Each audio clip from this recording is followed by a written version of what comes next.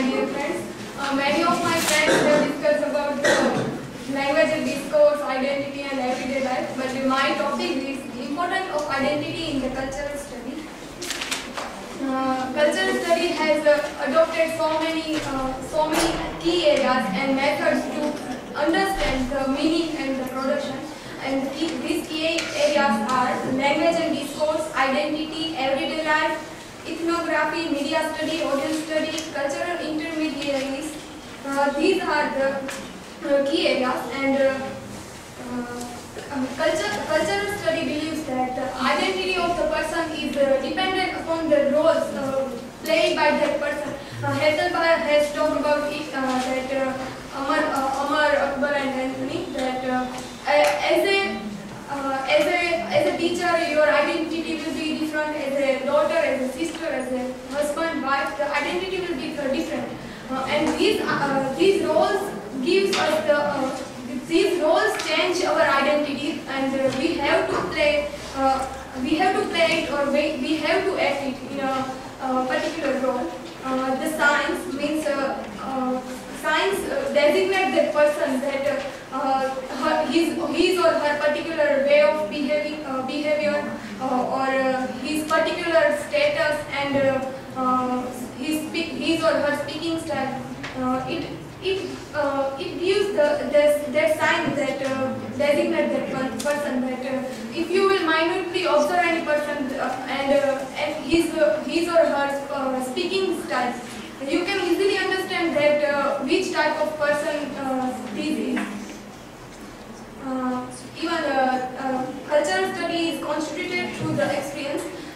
Here, experience include it includes the science, and making meaning from that science, and knowledge of that meaning.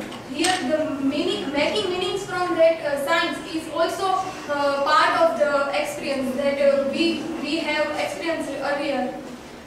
It is connected with the experience, and it is also connected with the representation of the thing. That which type of representation is given by someone. It includes into the experience that, and we always believe that, or think that we are free agents in the any role, or we are free in the life. But Pramod Nair says that it is wrong, because we have some ideals in our mind that we wanted to become like that person, and our way of life and our way of living will be dependent upon that person or that ideal. So we are the subject of that ideological control, and he talks about Pramod Nair says that we don't have a power to choice, and he says that this power to choice is itself an illusion of the representation, that we have not power to do something, or we have not power to do whatever we want to do. But if you want to do something, or if you want to do any kind of work, then no one can interfere you, or no one can stop you to do this. That's why these are the signs. These are the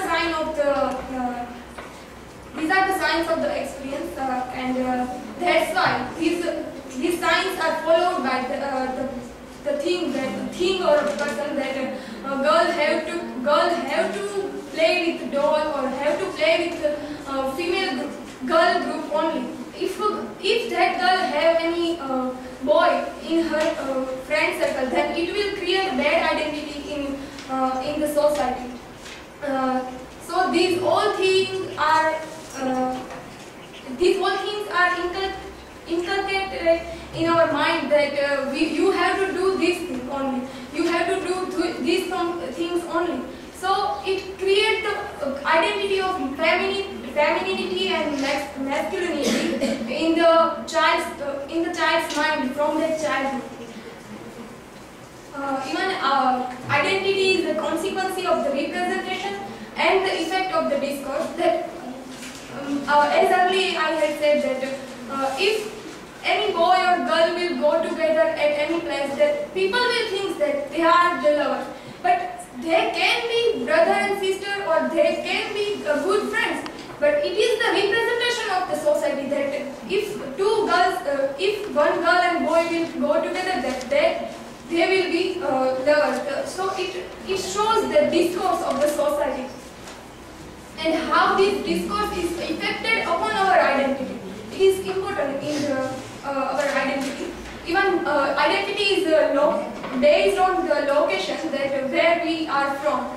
Pramod Nair has given a good activity in the book that take your name 1, 2, 3, 1, 2, 3, that 1 and 2 will remain with your identity, and the third will remain with your native town or your city or your village. So here our identity is the combination of these three things, that your father, your family, and your village town or your hometown. So so our identity is known. So it also determines the degree of agency, and degree of agency means capacity and the power to do something. That's it from the my side.